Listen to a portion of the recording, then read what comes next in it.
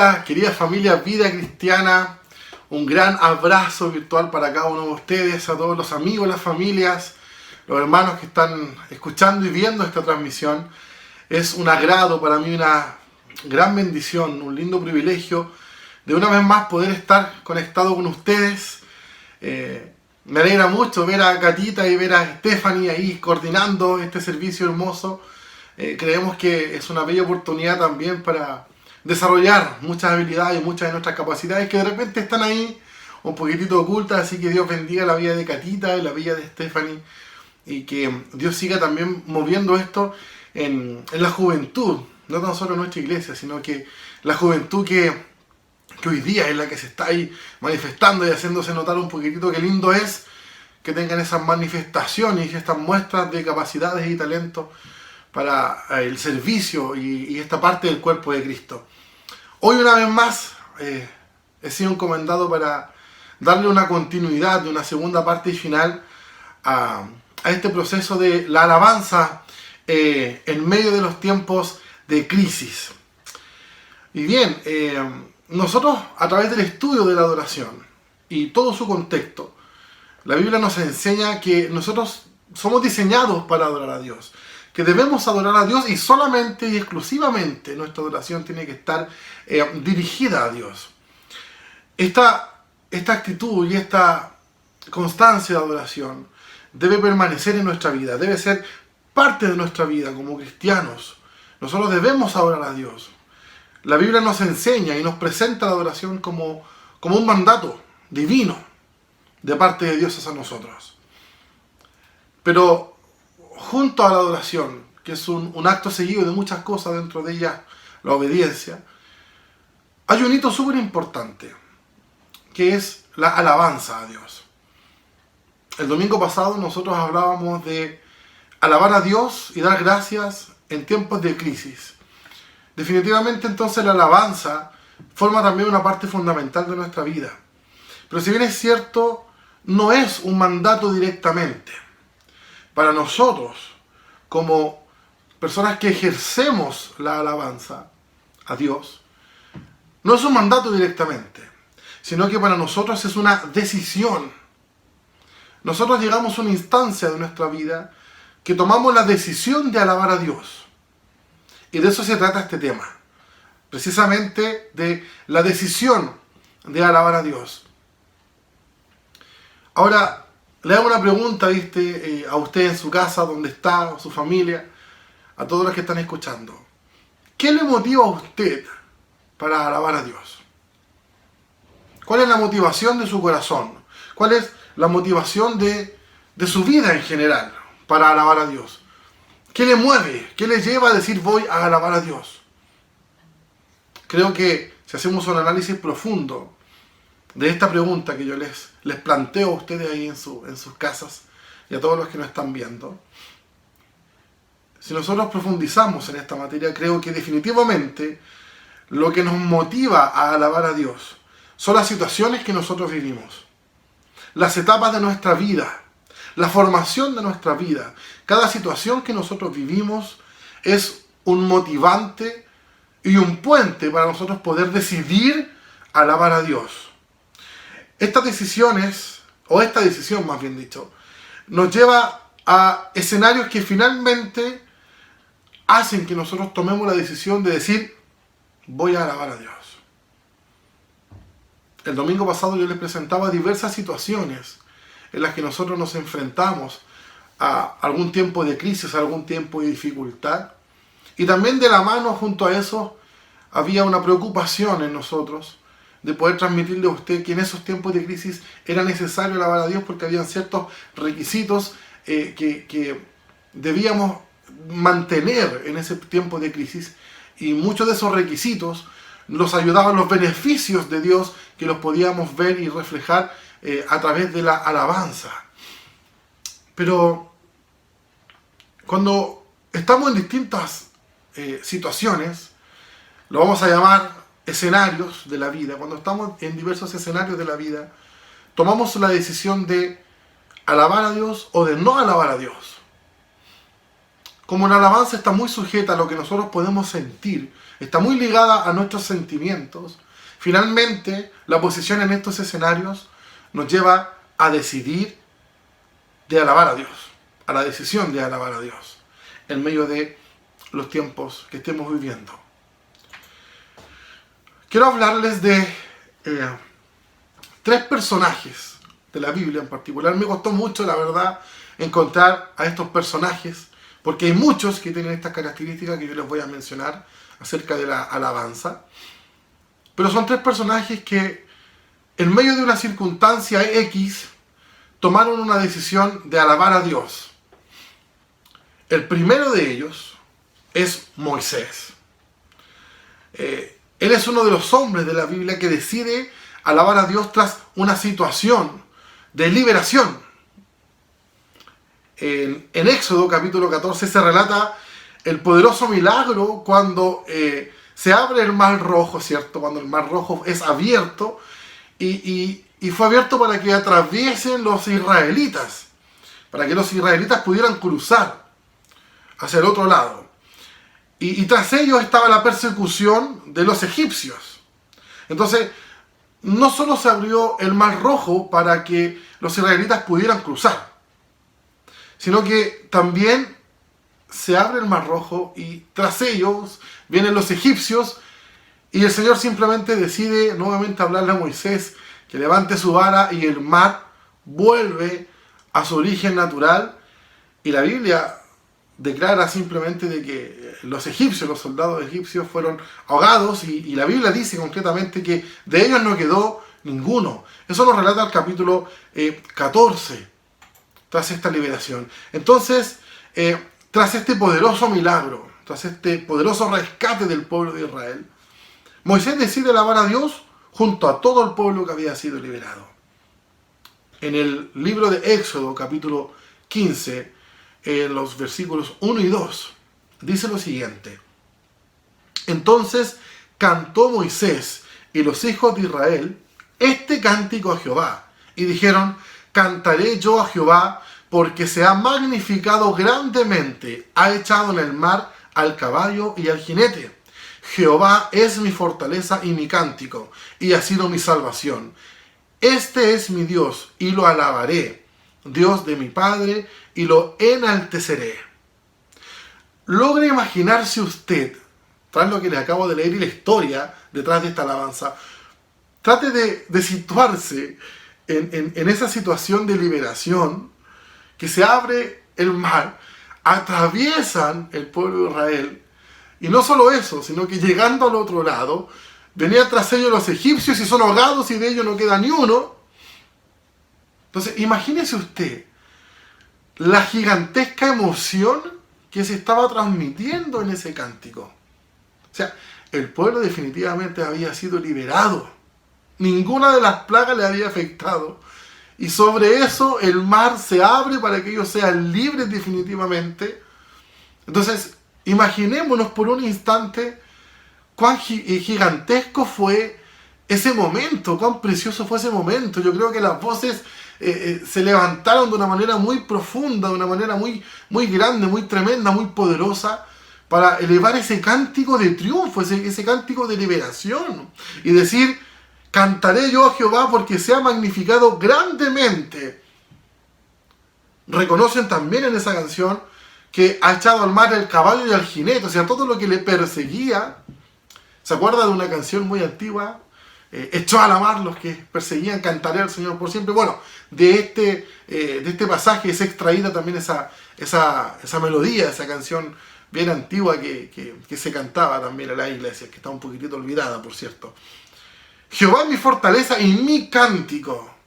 Entonces, lo que está haciendo el pueblo de Israel, y que está dirigido por Moisés en este caso, está reconociendo que la alabanza en sí a Dios, el reconocimiento, como hablábamos el domingo anterior, el reconocimiento de sus atributos, lo estaban haciendo a través de una canción. Reitero, es muy importante la música, la alabanza expresa mucho. Me imagino la música. Quizás no había instrumentos, la Biblia así no lo relata, pero sí hay algunos historiadores que dicen que sí portaban también instrumentos. ¿Y cómo tiene que haber sido esa melodía, la belleza, el poder que se transmitía en esa melodía, en esa canción que el pueblo de Israel canta junto a Moisés tras este rescate, esta liberación? Debe haber sido algo definitivamente impactante, muy impactante.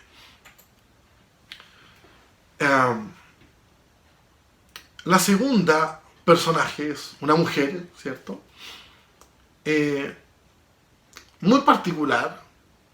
Ella era una profetisa y también gobernaba el pueblo de Israel en aquellos años. Y el libro de Jueces, en el capítulo 4, relata que el pueblo de Israel volvió a hacer lo malo, volvió a fallar ante los ojos de Dios, y Dios mismo los vende a la mano del entonces rey de Canaán, en Azor, específicamente, este rey llamado Javín, quien tenía un ejército cuyo capitán de ese ejército era Sísara. Este capitán durante 20 años, oprimió al pueblo de Israel. Yo creo que fueron 20 años muy largos. Y justamente en ese tiempo, en ese periodo, gobernaba el pueblo de Israel esta mujer profeta llamada Débora. Entonces, Débora junto a Barak, uno de los guerreros que Dios preparó también para esos tiempos, libraron una batalla contra los soldados de Sísara, contra Sísara y todo su ejército, donde se relata textualmente que el ejército de Sísara fueron heridos a filo de espada. Y también dice que Sísara huyó corriendo, o sea, salió de ahí, huyó a pie. Ni siquiera tomó un carruaje, ni siquiera tomó un caballo, huyó a pie. Debe haber estado muerto de miedo, me da la impresión, tras esa victoria que estaba teniendo el pueblo de Israel, dirigidos por Débora y Barak. Entonces, en el capítulo 5, los primeros 3 versículos, tras esta victoria, relatan de que Débora junto a Barak, después de esta victoria que habían tenido, también deciden alabar a Dios. Les leo. Jueces, capítulo 5, versículos del 1 al 3. Aquel día cantó Débora con Barak, hijo de Abinoam, diciendo: por haberse puesto al frente los caudillos en Israel, por haberse ofrecido voluntariamente el pueblo, load a Jehová. Oíd reyes, escuchad, oh príncipes, yo cantaré a Jehová, cantaré salmos a Jehová, el Dios de Israel. Otra vez el cántico en medio de la decisión de alabar a Dios. Son situaciones que finalmente han llevado a algún triunfo, a alguna victoria. Y estos personajes toman esa decisión de alabar a Dios. Tras estos acontecimientos, ellos deciden alabar a Dios. El tercer personaje, mencionado en muchas ocasiones, muy ligado al cántico, muy ligado a la música, muy ligado también a las batallas y a las victorias, es David. Él ofrece alabanzas por medio de muchos cánticos, por medio de danzas también, y también por medio del sonar de instrumentos musicales en muchos pasajes de la Biblia, sobre todo en el libro de los Salmos. Pero cuando David es liberado de todos sus enemigos y además es liberado de la mano de Saúl, ofrece un cántico de alabanza a Dios donde resalta una frase icónica, una frase muy llamativa dentro de esta alabanza. Y esta frase está en 2 de Samuel, capítulo 22, versículo 50. Dice: por tanto te alabaré, oh Señor, entre las naciones, y cantaré alabanzas a tu nombre. Por tanto te alabaré, oh Señor, entre las naciones, y cantaré alabanzas a tu nombre. No tan solo acá David está ofreciendo una alabanza a Dios a través de un cántico, sino que está haciendo una promesa de que va a vivir una vida continua de alabanza a Dios, al Señor, entre las naciones. Y entre las naciones Él va a estar cantando alabanzas al nombre de Dios. Es una promesa que le hace al Señor. Entonces, al decir esto, se está asumiendo que cualquier circunstancia que comience a vivir David, a contar de ese entonces, debía, en medio de esas circunstancias, en medio de esas situaciones que él vive, debía estar alabando a Dios de manera constante. En medio de las naciones, él iba a ofrecer alabanza a Dios. Esa debe ser una actitud digna a imitar de nosotros. La decisión de alabar a Dios no depende de las circunstancias que usted está viviendo. La decisión de alabar a Dios, el momento que usted dice, hoy día decido alabar a Dios, no depende de una circunstancia, si es buena o si es mala. Tampoco depende de su estado de ánimo. La alabanza a Dios, o más bien dicho, la decisión de alabar a Dios, no depende de ninguna circunstancia, ni buena ni mala. No depende tampoco del estado de ánimo, si es un estado de ánimo bueno o malo, o irregular o inestable. No depende de esos dos factores.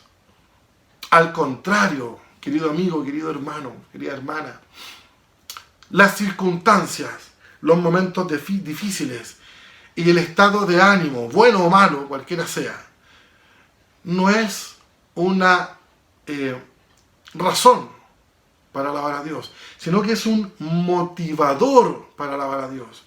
Las circunstancias, el estado de ánimo, los momentos difíciles, los momentos complejos, son un motivante para que nosotros decidamos alabar a Dios. Recuerden el capítulo que yo les compartí el domingo anterior, en Habacuc, aquella frase espectacular, hecha canción, ¿cierto? Y ofrecida en alabanza a Dios, específicamente en Habacuc 3, el capítulo 18 y 19. Con todo yo me alegraré en Jehová y me gozaré en el Dios de mi salvación. Con todo yo me alegraré en Jehová y me gozaré en el Dios de mi salvación. Definitivamente, todo lo que nos pase, todo lo que nos suceda, sea bueno, sea malo, debe haber una continua alabanza en nuestra boca. Y tomar las circunstancias difíciles, tomar el estado de ánimo como un real motivador para decir, yo alabo a Dios, yo voy a alabar a Dios. Todo lo que vivimos en nuestra vida debe tener la capacidad de ser transformado en una motivación para decidir alabar a Dios. Cuando Jesús viene a nuestro encuentro, hay muchas cosas que comienzan a cambiar en nuestra vida, definitivamente. Algunas toman su proceso más largo, otras más cortas. El tiempo es del Señor y sus designios son precisos para nuestra vida y su voluntad es perfecta, es buena y es agradable. Pero cuando Jesucristo viene a nuestro encuentro, comienza a cambiar muchas cosas en nuestra vida. Y cosas que son determinantes para el resto de nuestra vida, para nuestro futuro. Son cosas muy determinantes las que Dios comienza a obrar en nuestra vida. Todo lo que somos y vivimos comienza a depender de Dios absolutamente. Y aquello que hacemos, comenzamos a hacerlo para Dios. Todo lo que nosotros comenzamos a hacer, comienza a ser para Dios. Y finalmente nuestra vida se debe transformar a una exclusividad para Dios. Todo debe girar en torno a Él. Una vez que Jesucristo viene a nuestro encuentro, el ideal es que todo lo que hacemos sea exclusivo para Dios. Recuerda usted que Jesús nos enseña que vivimos en este mundo, pero que no pertenecemos a este mundo. Por tanto, esa es una fiel palabra en la que podemos nosotros sujetarnos para decir que vivimos y somos y hacemos todo para Él. También la Biblia nos enseña y nos dice que de Él, por Él y para Él son todas las cosas. Pero sin duda alguna, queridos, muchas de las cosas que nosotros vivimos cuesta alinearlas a nuestra relación con Dios. Sería ideal que todo lo que vivimos esté alineado a la orden de Dios, del Señor, por medio de las Escrituras. Pero hay muchas cosas que cuestan alinearlas a nuestra relación con Dios. Y nos aferramos, escuche bien, y nos aferramos y usamos como escudo una palabra descriptiva que es secular, la secularidad. Nuestro trabajo es un trabajo secular. Algunas de nuestras amistades son amistades seculares. Parte de nuestra economía es secular. Tenemos pasatiempos seculares. Y usamos esta palabra, que en el fondo es correcta, ¿sí? Define algo correcto, ¿sí? Pero lo usamos como una defensa ante aquellas áreas o ante aquellas actividades que nosotros realizamos, que existen en nuestra vida, pero que definitivamente quizás no honran a Dios o no están alineadas o no son 100% una parte de nuestra relación con Dios. Muchas veces decimos, yo tengo un trabajo donde quizás no puedo honrar a Dios, es un trabajo secular, y usamos eso como escudo porque creemos que en nuestro trabajo no hay un campo donde nosotros nos podamos desarrollar en nuestro trabajo, haciendo nuestras actividades, ¿cierto?, laborales, pero que no nos podemos desarrollar y alinear con Dios. Y a eso le llamamos secular. Tenemos amistades, quizás muy buenas amistades, pero que no son vinculadas a nuestra fe, a nuestra permanencia en Cristo. Y muchas veces esas amistades nos llevan a otras áreas en la vida, o a otros procesos en la vida que definitivamente nos apartan de Dios, y eso lo escudamos con la palabra sí, son amistades seculares. El comportamiento y la administración y la mayordomía quizás de nuestra vida y economía muchas veces tampoco está alineada a Dios, y la escudamos y excusamos ese mal comportamiento diciendo que es algo secular.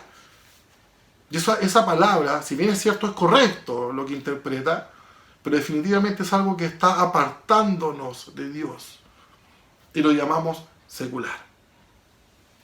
Hoy quiero compartirle 2 testimonios. Intentaré ser muy breve. En relación a esto, a que muchas veces llamamos lo del mundo, participamos en eso y lo llamamos secular, excusándonos de que está bien, mencionando de que sí, es correcto porque es algo secular, pero que definitivamente en algún momento lo va a apartar de esa línea de relación con el Señor. En algún momento. El primero de ellos es la rebeldía. El primero de estos testimonios es la rebeldía ante lo que podemos ofrecer a Dios. Recuerde que Dios nos dio todas las cosas, nuestros talentos, nuestras habilidades, los dones del Espíritu son provistos por Dios.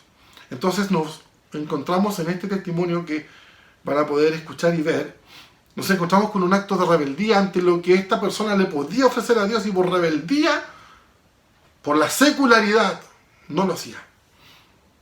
Y el segundo testimonio es precisamente un trabajo secular que apartó la presencia de Dios de la vida de aquella persona. El primer testimonio quiero que lo puedan ver y escuchar mediante el siguiente video.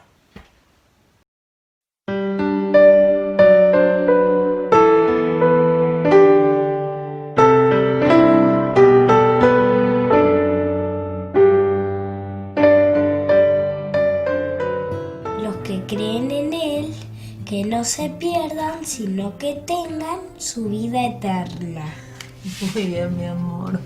¿Y en dónde está el mundo espiritual? El mundo espiritual forma parte de nuestro mundo, aunque no lo veamos. Y en esa dimensión es donde habitan ángeles y demonios. ¿A mí qué me importa, papá? Yo no quiero ser como vos. Lo único que te digo es que nunca estás cuando tus hijos te necesitan. ¿Tu papá te dejó solito? ¿Y ahora te vas adentro a llorar hasta que vuelva? Juntos la vamos a pasar genial. Bienvenido al rock and roll.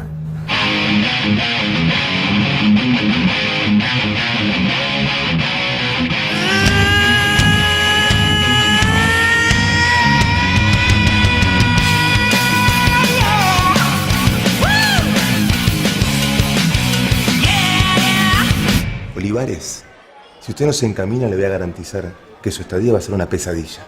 Te vas a la vida imposible. Vamos a ver si puede. ¿Qué clase de pacto? ¿Le vendió el alma al diablo?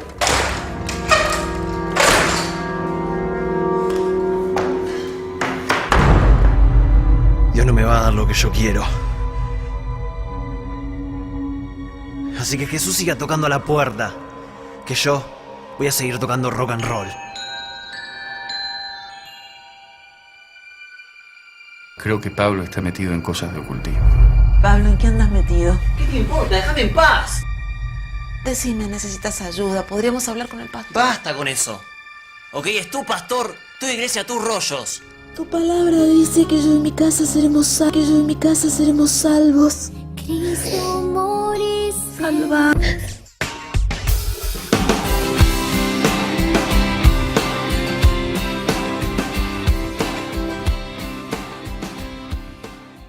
Toqué con millones de bandas por el mundo. Pero en esa noche cuando me secuestran y el secuestrador pone el arma en mi cabeza y me pregunta, ¿crees en Dios? Cambió mi vida. Y yo adentro mío pensaba, yo no tengo nada que ver con Dios. Me fui a los 15 años de mi casa, pasaron casi 13, 15 años más, me casé, tengo hijos, no tengo nada que ver con Dios. ¿Quién es Dios? Y me quedé seco, yo sentía los latidos de mi corazón en mi boca, la boca me decía... Y me tapé la cara y de adentro mío salió a decirle, sí, creo. Y ahí me asusté, dije, uy, ¿qué le dije a este muchacho? Y yo me asusto y digo, ¿por qué le dije que sí? O sea, ¿de dónde me salió decirle que sí? Bueno, hermano, yo quise tapar con sexo, drogas, rock and roll y fama todo lo que me enseñó mi mamá. Dice, instruye al niño en su camino, mas cuando fuere viejo no se apartará de él. Así que me tapo la cara y él me dice, me hace así con el arma, me dice, si me hubieras dicho que no, te hubiera matado. Y empezás a entender en 2 minutos lo que no quisiste entender en toda tu vida. Llego al aeropuerto de Ezeiza, pero ¿saben a quién me encuentro en el aeropuerto? En una columna estaba mi mamá, sola. Le dije, ¿qué fue lo que pasó? Entonces me abraza y me dice, pasó que Dios contestó mi oración.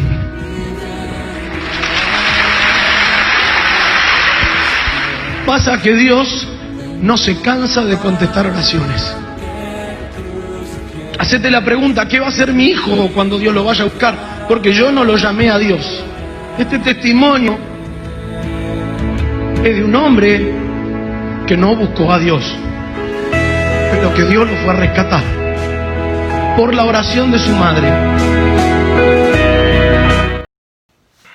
Probablemente a todos les llamó la atención, porque esta es una película muy antigua que se llama Poema de Salvación, que está basada en la historia, en la biografía de Pablo Olivares, un rockero, cierto, metalero, rebelde, que tuvo también interacción con el reino de las tinieblas y que finalmente tiene una agrupación muy famosa, logran firmar sellos y son raptados, son secuestrados, y en medio de ese secuestro, como contaba el testimonio, le preguntan a él, ¿crees en Dios? Y ante miles de anteriores respuestas que él dio de su negación hacia Dios, algo le dice decir que sí. Y finalmente su vida es rescatada por el Señor. Y esta persona que le tenía secuestrado por más de 5 horas, le perdona la vida. Y a contar ese minuto, él comienza a vivir una transformación por el Señor. Y hoy día es un gran intérprete de la alabanza cristiana por medio de la música, que ha impactado muchas vidas y muchos jóvenes. Entonces, Pablo Olivares, en medio de esa situación compleja donde su vida y la vida de los integrantes de aquella banda corría un peligro enorme, él decide alabar a Dios. Él decide reconocer a Dios.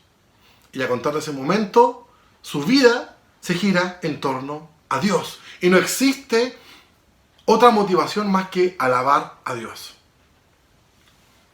El segundo testimonio tiene como base central el trabajo secular. Aproximadamente a contar del año 2004 o 2005, si no me equivoco, yo cursaba tercer año de la enseñanza media, y durante toda mi enseñanza media me relacioné con un profesor de música, y comenzamos a compartir nuestros talentos. Él distinguió en mí que había un talento especial, que había un talento que por supuesto provenía del Señor, y quiso sacarle provecho a eso, y en tercero medio precisamente, yo ya lo conocía en mi enseñanza media, primero y segundo medio, y en tercero medio me ofrece participar de una banda musical, de origen musical en el rock pop, y comenzamos a trabajar en esta banda que al principio fue un sueño, simplemente un hobby, por llamarlo de alguna manera, y al transcurrir del tiempo,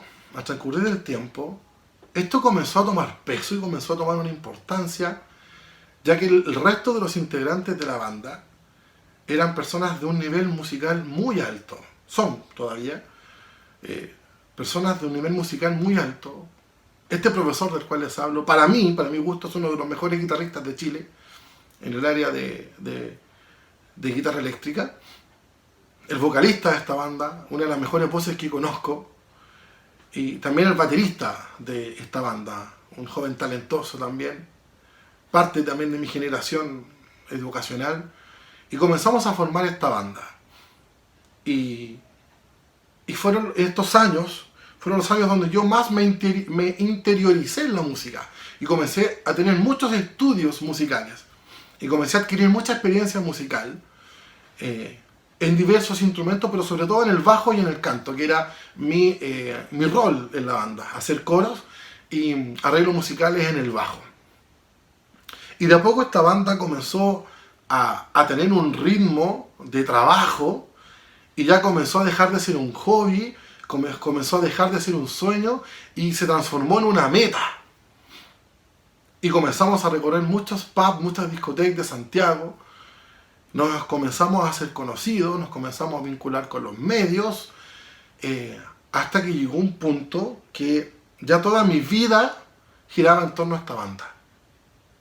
Paralelamente hasta ese entonces, yo seguía con mis actividades de la iglesia, seguía participando en la música de la iglesia, junto a mi familia, junto a mis padres, principalmente, y también mis hermanos y hermanas. Pero la banda comenzó, o este trabajo secular, comenzó a demandar mucho más de mi tiempo y mucho más de mi dedicación, hasta que opté por seguir este trabajo, porque era un trabajo secular, seguía siendo cristiano, pero tenía que cumplir con mi trabajo secular, y finalmente este trabajo secular, que es la banda, ¿cierto?, me terminó apartando de los caminos del Señor.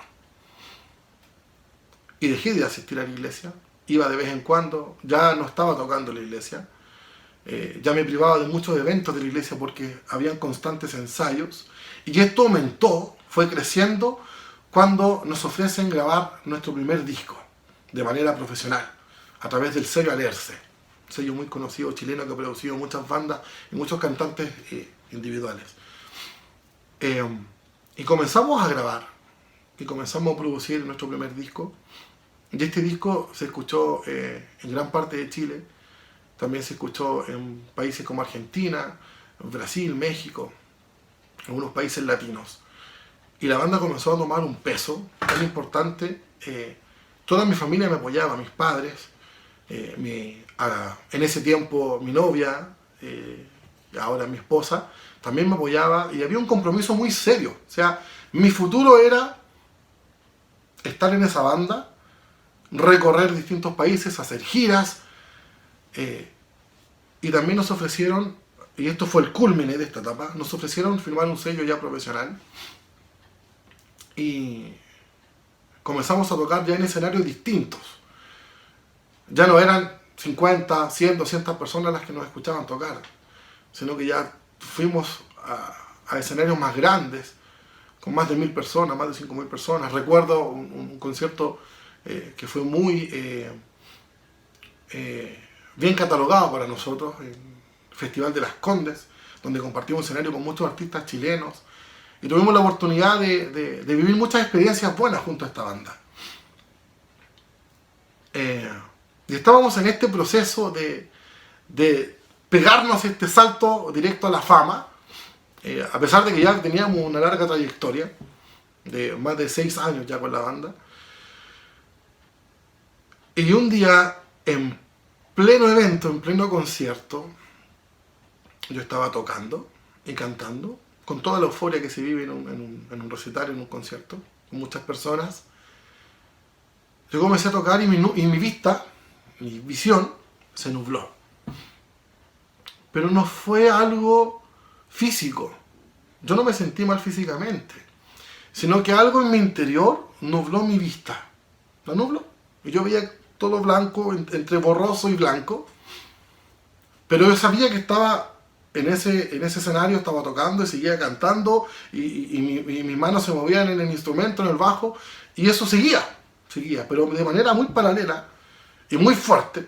Mi vista se nubló y veo algo o alguien dirigirse hacia mí. Y se dirigía hacia mí. No le puedo mentir, no vi cara, tampoco vi una silueta muy exacta, pero vi algo o alguien que se dirigía hacia mí. Y yo seguía tocando.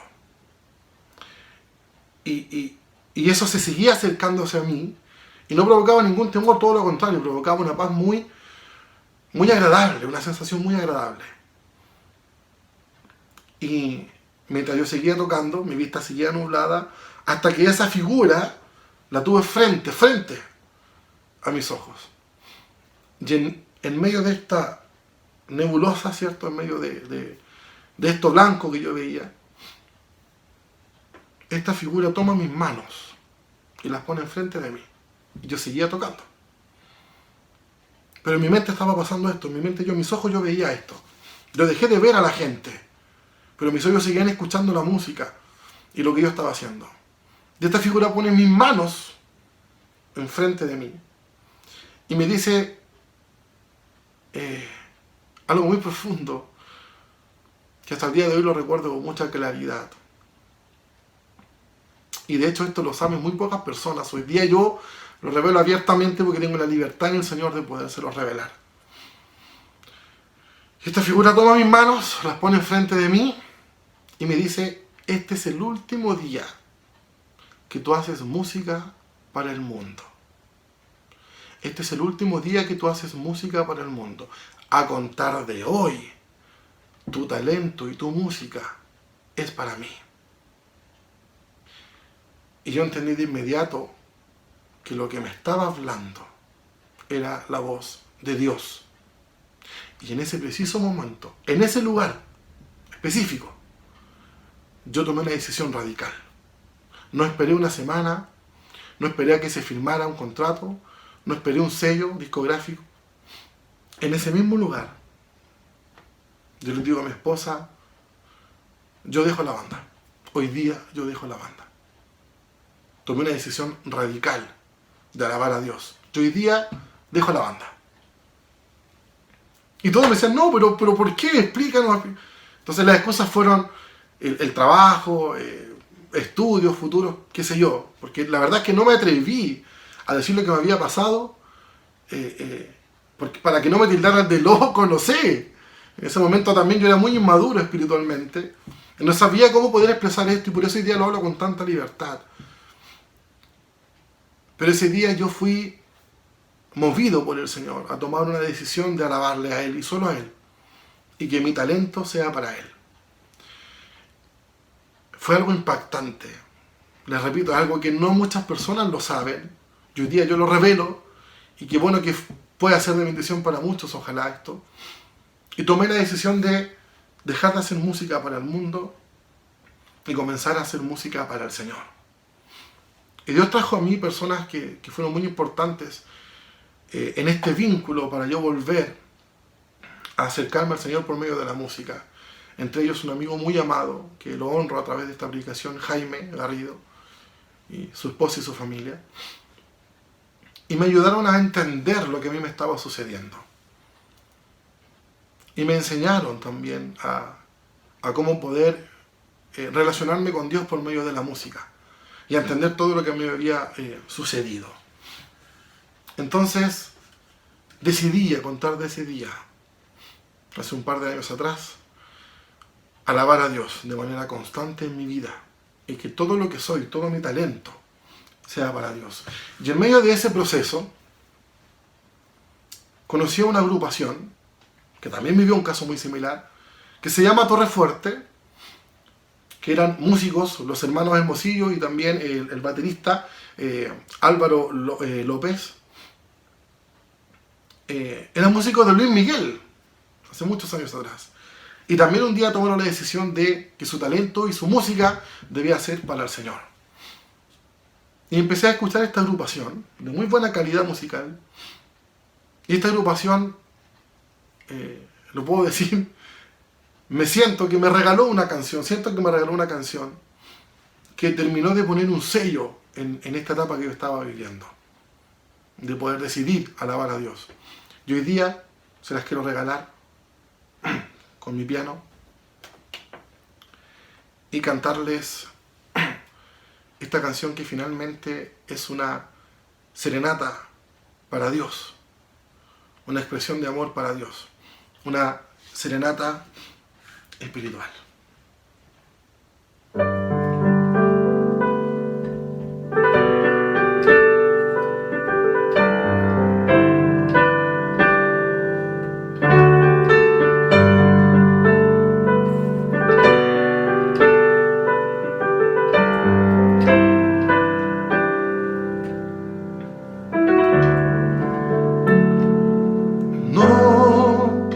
Ya no quiero cantar por cantar, no quiero más falsedad.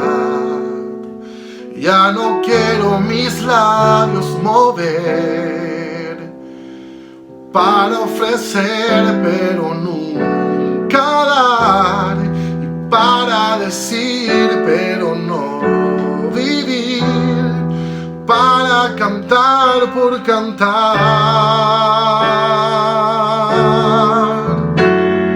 En mi vida voy a dar un concierto de verdad, y cada día sin hablar te llevaré serenata espiritual.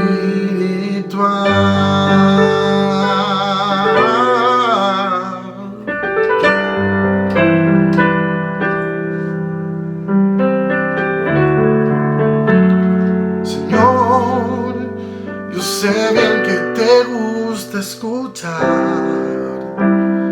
esa canción de humildad, y ya no quiero mis notas tocar para ofrecer pero nunca dar, y para decir pero no vivir, para cantar por cantar.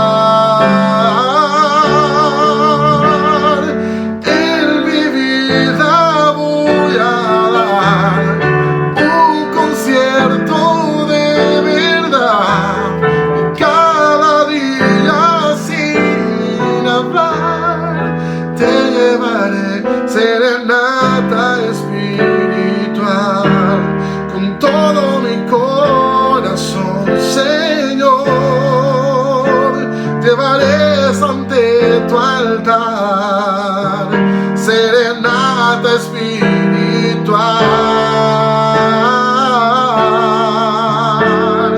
En mi vida voy a dar un concierto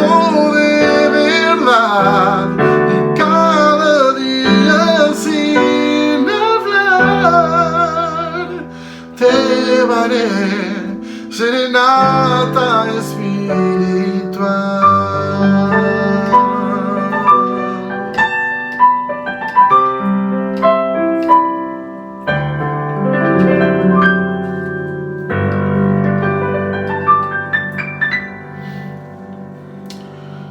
Señor, gracias porque podemos llevar a ti nuestra alabanza mediante una canción, mediante una melodía, Señor.